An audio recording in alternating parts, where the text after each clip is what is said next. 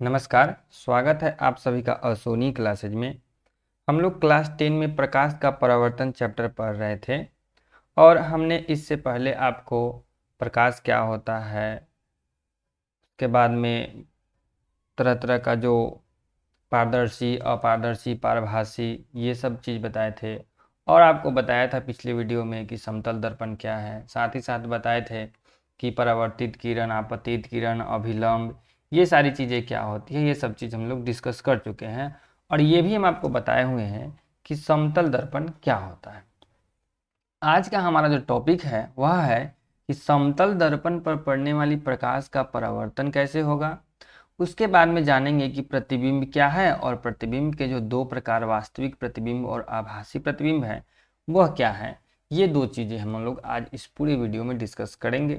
तो शुरू से लेकर अंत तक बने रहिए ताकि आपका पूरा कॉन्सेप्ट क्लियर हो जाए।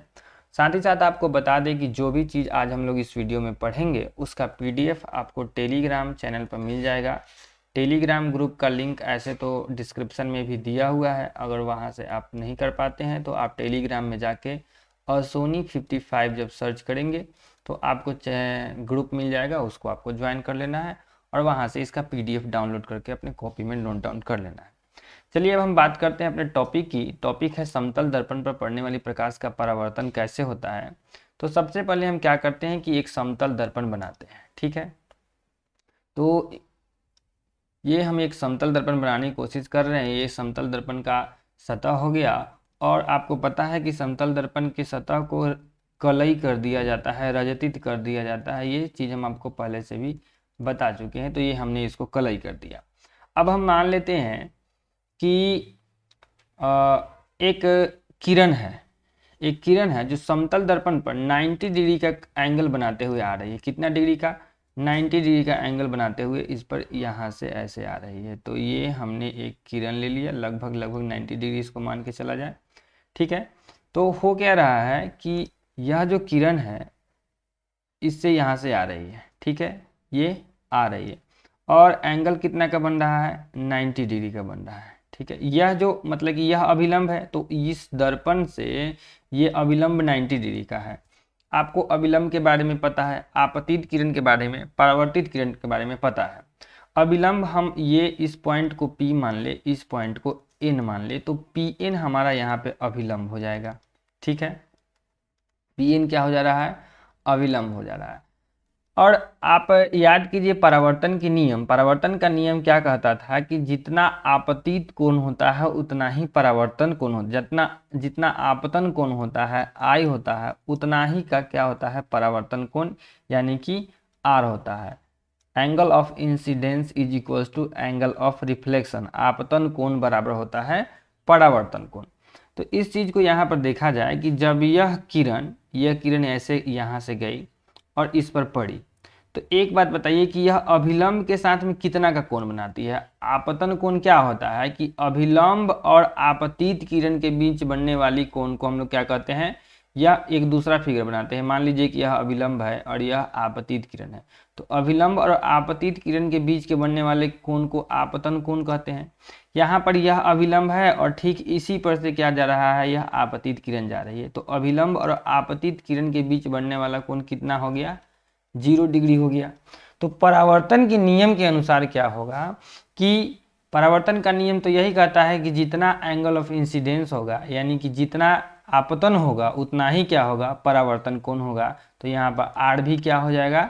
0 हो जाएगा। मतलब कि अगर कोई किरण समतल दर्पण पर लंबवत पड़े, मतलब कि 90 डिग्री का कोण बनाते, इससे अभिलंब के साथ में 0 डिग्री का कोण बनाए, तो वह क्या होगी कि 0 डिग्री का कोण बना के ही वापस लौट जाएगी। अगर हम इसको ऐसे दिखा दे तो कोई गलती नहीं होगी। मतलब कि यह अभिलंब के साथ में चूंकि 0 डिग्री का कोण बना के गई है, इसलिए यह 0 डिग्री का कोण बना के ही अभिलंब से वापस लौटेगी। ये एक सिचुएशन हो गया। दूसरा सिचुएशन आप खुद से भी सोच सकते हैं अब कि मान लीजिए कि यह तो जो PN है हमारा आपतन कोण, अभिलंब है, ठीक है। अब कोई किरण है, प्रकाश की किरण है जो इसके साथ में ये कोण बना के जा रही है, ठीक है, इतना डिग्री का कोण बना के जा रही है। मान लीजिए कि यह 45 डिग्री का कोण बना के जा रही है। तो अब आप बता सकते हैं कि यह जो इसकी जो परावर्तित किरण होगी अभिलंब के साथ में कितना का कोण बना के आएगी, वापस 45 डिग्री का ही कोण बना के वापस आएगी। तो ये चीज़ याद रखना है कि जितना आपतन कोण होगा उतना ही क्या होगा, परावर्तन कोण होगा। तो अभी हम क्या देख रहे हैं कि समतल दर्पण में आपतन कोण जितना का होता है उतना ही का परावर्तन कोण होता है। क्वेश्चन आपसे इस टाइप से पूछता है कि समतल दर्पण पर अभिलंब के समांतर चाहे अभिलंब के अनुरूप ही चलने पड़ने वाली प्रकाश की किरण का क्या होता है, तो वह उसी पथ पर वापस लौट आती है। जैसे अभिलंब के साथ में ही गई तो अभिलंब के साथ में ही लौट आएगी। तो यही चीज है कि समतल दर्पण पर लंबवत पड़ने वाली प्रकाश की किरण परावर्तन के बाद उसी पथ पर वापस लौट आती है। तो ये है हमारा समतल दर्पण से परावर्तन कैसे होता है कि जिस एंगल से वह जाएगी उसी एंगल से वह वापस लौट आएगी। अगर अभिलंब के साथ में 0 डिग्री का कोण बनाते हुए जा रही है तो 0 डिग्री का ही कोण बनाते हुए वापस चली आएगी। अगर अभिलंब के साथ 45 डिग्री का कोण 45 डिग्री का कोण बना के जाएगी तो 45 डिग्री का कोण बनाते हुए ही वापस वो लौटेगी। यही है समतल दर्पण से प्रकाश का परावर्तन। अब हम लोग बात करेंगे कि यह प्रतिबिंब क्या है और प्रतिबिंब के प्रकारों के बारे में चर्चा करेंगे। तो सबसे पहले प्रतिबिंब होता क्या है उसको जानिए। यह प्रतिबिंब हमारा टॉपिक है आज का। प्रतिबिंब को हम लोग इंग्लिश में बोलेंगे इमेज। प्रतिबिंब को क्या बोलेंगे, इमेज बोलेंगे। तो इसका डेफिनेशन कुछ इस तरह होता है कि किसी बिंदु स्रोत से आती प्रकाश की किरणें दर्पण से परावर्तन के बाद जिस बिंदु पर मिलती है या जिस बिंदु से आती हुई प्रतीत होती है उसे उस बिंदु स्रोत का प्रतिबिंब कहते हैं। फिर से सुनिएगा प्रतिबिंब की परिभाषा कि किसी बिंदु स्रोत से आती प्रकाश की किरणें दर्पण से परावर्तन के बाद जिस बिंदु पर मिलती है, एक परिभाषा यहां से बनाएंगे हम लोग, जिस बिंदु पर मिलती है, और दूसरा उसका बनेगा कि जिस बिंदु से आती हुई प्रतीत होती है। ये 2 पॉइंट पकड़ के रखना है, जिस बिंदु से आती हुई प्रतीत होती है। तो प्रतिबिंब का परिभाषा ऐसे याद कीजिएगा कि किसी बिंदु स्रोत से आती प्रकाश की किरण, कोई बिंदु स्रोत है उससे आता हुआ प्रकाश का किरण है तो इसका परावर्तन होगा। किसी बिंदु स्रोत से आती प्रकाश की किरणें परावर्तन के बाद जिस बिंदु पर मिलती है या जिस बिंदु से आती हुई प्रतीत होती है। देखिए इसको याद करना एकदम आसान है। किसी बिंदु स्रोत से आती प्रकाश की किरणें, ठीक है, प्रकाश की किरण आएगी दर्पण पर पड़ेगी तो क्या करेंगे कि दर्पण से परावर्तन के बाद जब दर्पण पर पड़ेगी तो दर्पण से तो उसका परावर्तन होगा ही होगा। तो किसी बिंदु स्रोत से आती प्रकाश की किरणें दर्पण से परावर्तन के बाद जिस बिंदु पर मिलती है या जिस बिंदु से आती हुई प्रतीत होती है उसे उस बिंदु स्रोत का प्रतिबिंब कहते हैं। यह प्रतिबिंब की परिभाषा हो गई। प्रतिबिंब हमको यहाँ पे पढ़ना है 2 टाइप का। एक पढ़ना है वास्तविक प्रतिबिंब,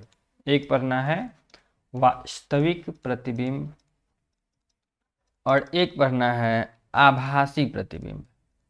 वास्तविक प्रतिबिंब और आभासी प्रतिबिंब, ये 2 प्रतिबिंब का टाइप हमको यहाँ पे पढ़ना है। वास्तविक प्रतिबिंब को रियल इमेज बोलेंगे और आभासी प्रतिबिंब को वर्चुअल इमेज बोलेंगे। Real image and virtual image. अब देखिए वास्तविक प्रतिबिंब की परिभाषा, ये जो 2 पॉइंट हम लिखे हैं इसी 2 पॉइंट से हम लोग वास्तविक प्रतिबिंब का भी परिभाषा बना लेंगे और आभासी का भी बना लेंगे। इसको ध्यान से सुनिएगा। वास्तविक प्रतिबिंब की परिभाषा में करना क्या है कि किसी बिंदु स्रोत से आती प्रकाश की किरणें, समझ में आ रहा है, एकदम प्रतिबिंब वाला ही परिभाषा है।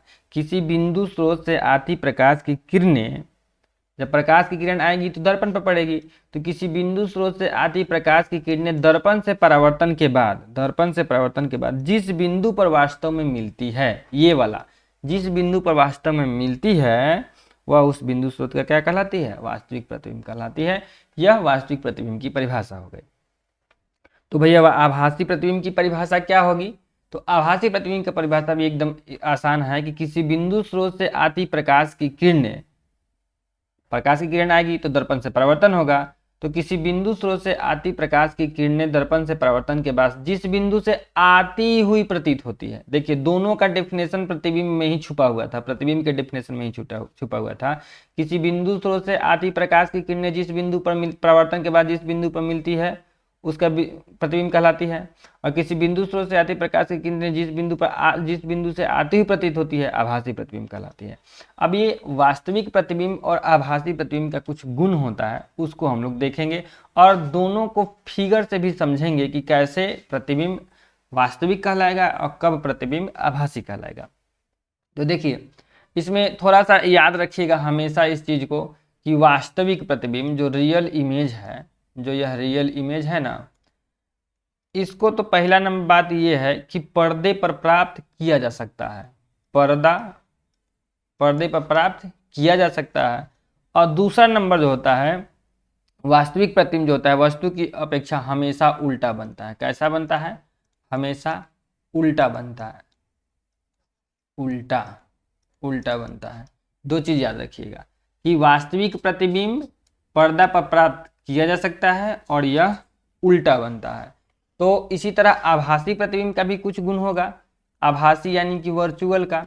तो यह कहता है कि पर्दे पर प्राप्त नहीं कर सकते हैं, पर्दे पर प्राप्त इसको हम लोग नहीं कर सकते हैं।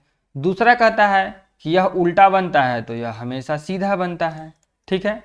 अब तीसरा बात यह याद रखना है कि आभासी प्रतिबिंब के कि जब भी हम लोग आभासी प्रतिबिंब बनाएंगे ना तो इसको टूटी हुई रेखा से दिखाएंगे, टूटी हुई रेखा मतलब डॉट डॉट वाला लाइन जो होता है ना, इससे दिखाएंगे। अब इसको दोनों को हम लोग एक फिगर से समझते हैं। जब हम लोग गोलीय दर्पण जस्ट इस टॉपिक के बाद में पढ़ना है, समतल दर्पण से जब प्रतिबिंब ये सब बनाना सीख जाएंगे हम लोग, तो उसके बाद में हम लोग वक्र सतहों से परावर्तन पढ़ेंगे। इस चैप्टर में वक्र सतहों से परावर्तन पढ़ेंगे तो दो दर्पण हम लोग यहाँ पे पढ़ेंगे, एक अवतल दर्पण और एक उत्तल दर्पण। उसी को हम लोग थोड़ा सा यहाँ पे ले रहे हैं। देखिए जब हम आगे बढ़ेंगे तो देखेंगे कि इस टाइप का होता है अवतल दर्पण। ठीक है। और ये एक ऑब्जेक्ट हो गया, मान ली कि यह कोई चीज हो गया। ठीक है। और यहाँ से क्या होगा कि कुछ प्रकाश की किरण आएगी, यहाँ पे पड़ेगी। ठीक है। और यहाँ पे पढ़ के क्या होगी कि ये इस तरह से लौट जाएगी, ये इस तरह से क्या हो गई, लौट गई। अच्छा, जरूरी नहीं है कि एक ही प्रकाश की किरण आएगी, और भी प्रकाश की किरण आ सकती है। तो एक प्रकाश की किरण को हम लोग और यहाँ से निकालते हैं और यह भी क्या होगी, लौट जाएगी। तो ये जब ये सारी जो किरणें, ये देखिए ये गई, ये भी जा रही है और ये दर्पण पर पड़ी तो ये फिर क्या होगी, लौटने लगेगी। और ये भी क्या होगी, लौटने लगेगी। तो ये सब जाके एक जगह कहीं ना कहीं पे मिलेगी। यहीं पे ये क्या बनता है, इमेज बन जाता है, यहीं पे प्रतिबिंब बन जाता है। तो आप देखिए यह जो है कि यह उल्टा बन गया, यह क्या हो गया, उल्टा बन गया। तो यह जो हो गया ना आपका वास्तविक प्रतिबिंब बन गया। यहाँ पे अभी कौन सा प्रतिबिंब बन रहा है, वास्तविक प्रतिबिंब आपको बनता हुआ दिख रहा है। देखिए ये सब जगह का कुछ कुछ नाम होता है, अभी मैं आपको नहीं बता रहे हैं। ये बताएं कि वास्तविक प्रतिबिंब बनता कैसे है। तो वास्तविक प्रतिबिंब दर्पण के सामने ही ये बनता है, दर्पण के सामने ही बनता है। लेकिन यही अगर हम अभी उत्तल दर्पण का आपका सिचुएशन दें तो कुछ उत्तल दर्पण आपको इस तरह से पढ़ना है। और उत्तल देखिए ये परावर्तक सतह है, ये कलई कर रहे हैं हम लोग, क्या कर रहे हैं, कलई कर रहे हैं। तो पीछे से थोड़े ना लाइट जाएगा, लाइट तो जब जाएगा तो सामने से ही जाएगा। तो इसका लाइट कहाँ से जाएगा, यहाँ से नहीं जाएगा, इधर से नहीं जाएगा, इधर इसका लाइट कहाँ से जाएगा, इधर से। तो मान लीजिए कि हमारे पास में कोई वस्तु हो गया और फिर यहाँ से लाइट इस पर पड़ा। ठीक है। यहाँ से लाइट कहाँ पड़ा, इस पर पड़ा। तो इस पर पड़ेगा तो ये क्या होगा, यहाँ से लौट जाएगा, यहाँ से लौटेगा कि नहीं, ऐसे ये लौट गया। ध्यान से समझिएगा कि ये जो लाइट इधर से आया इस परावर्तक सतह पे पड़ा और फिर इधर से लौट गया। अच्छा, एक और क्या करते हैं कि एक और रे हम लोग ले लेते हैं, कि एक ही नहीं एक आध गो और ले लेते हैं, इसको ले लिए। ठीक है। तो ये यहाँ पे आएगा, आया। तो ये क्या होगा कि मान लीजिए कि इस पर 90 डिग्री का कोण बनाते हुए आ रहा है, तो फिर इसी से भी तो लौट, जिससे आया उससे ही लौट जाएगा। 90 डिग्री का कोण बना के आएगा तो आपको पता है कि 90 डिग्री का कोण बना के आएगा तो जितना से आएगा उतना ही से चला जाएगा। लेकिन हम क्या करते हैं कि इसमें क्या होता है ना कि आपको लगेगा कि ये अंदर चला गया हुआ है। ठीक है। ये कुछ इस तरह का सिचुएशन बना देता है। और ये भी जो है आपको ऐसा प्रतीत होगा कि ये आके यहाँ पे कट रहा है, ठीक है, यहाँ पे कुछ इस तरह से कट जाएगा और यह यहाँ पे इमेज फॉर्मेशन कर देगा। ये दोनों क्या होगा, मिलेगा और यहाँ पे इमेज का फॉर्मेशन कर देगा। मतलब कि आपको लगेगा क्या कि आईना के अंदर में फिगर बन रहा है। तो देखिए ये आपको आभास हो रहा है, आपको ऐसा आभास हो रहा है। देखिए यहाँ पे वास्तव में आके मिला है कि नहीं, ये जो आपतित किरण थी ये आपतित हुई और ये परावर्तित हुई यहाँ आ गई, ये आपतित हुई, ये परावर्तित हुई, यहाँ आके मिली, तो ये वास्तव में आके मिली है ना। तो यही न था इसका कि जिस बिंदु पर मिलती है तो यहाँ मिल रही है, तो यह वास्तविक प्रतिबिंब है। लेकिन यहाँ क्या देख रहे हैं, इसका इधर लौट गया, इसका इधर लौट गया, इधर कहीं कोई मिल रहा है, नहीं मिल रहा है। फिर भी आपको ऐसा लगेगा ना कि ये अंदर में मिल रहा है, लेकिन वास्तव में अंदर में मिला रहता है नहीं, ये आपको आभास होता है। तो जिस बिंदु से आती हुई प्रतीत होती है, ये क्या होगा, आपको लगेगा कि यहीं से आ रहा है। यह जो यहाँ से आता हुआ नहीं दिखेगा, आपको लगेगा कि यहीं से आ रहा है। तो ये क्या बन गया, आभासी प्रतिबिंब बन गया। यह क्या बन गया, आभासी प्रतिबिंब। तो आभासी प्रतिबिंब दर्पण के पीछे बन रहा है और ये चीज देखिए कि सीधा बन रहा है। आभासी प्रतिबिंब सीधा बन रहा है और वास्तविक प्रतिबिंब क्या बन रहा है, उल्टा बन रहा है। वास्तविक प्रतिबिंब को पर्दे पर प्राप्त कर सकते हैं क्योंकि दर्पण की तरफ है, और आभासी प्रतिबिंब को दर्पण पर प्राप्त नहीं किया सकता है। और आभासी प्रतिबिंब में एक चीज बताए थे, टूटी हुई रेखा को, तो यही देखिए हम आपको टूटी हुई रेखा से जो दिखाए हैं, यही टूटी हुई रेखा हो गई। तो इस तरह से ये आपका बन गया आभासी प्रतिबिंब। टेंशन नहीं लेना है, इसके बारे में और डिटेल में हम लोग पढ़ेंगे। ये आपको एक थोड़ा सा इंट्रो दिए है कि किस तरह का आभासी प्रतिबिंब दिखता है, किस तरह से वास्तविक प्रतिबिंब दिखता है। तो ये हमारा जो आज का टॉपिक है कि समतल दर्पण पर पड़ने वाली प्रकाश का परावर्तन किस तरह से होता है, फिर प्रतिबिंब किसे कहते हैं, वास्तविक प्रतिबिंब, आभासी प्रतिबिंब किसे कहते हैं, ये आप आई होप समझे होंगे। अगर आपको कुछ समझ में नहीं आया हो तो आप हमें कमेंट करके बताइएगा। मिलेंगे आपसे नेक्स्ट वीडियो में। अगर आप अभी तक चैनल को सब्सक्राइब नहीं किए हैं तो इसको सब्सक्राइब कर लीजिए, बाकी दोस्तों के साथ में भी शेयर कीजिए। मिलेंगे आपसे नेक्स्ट वीडियो में। जय हिंद।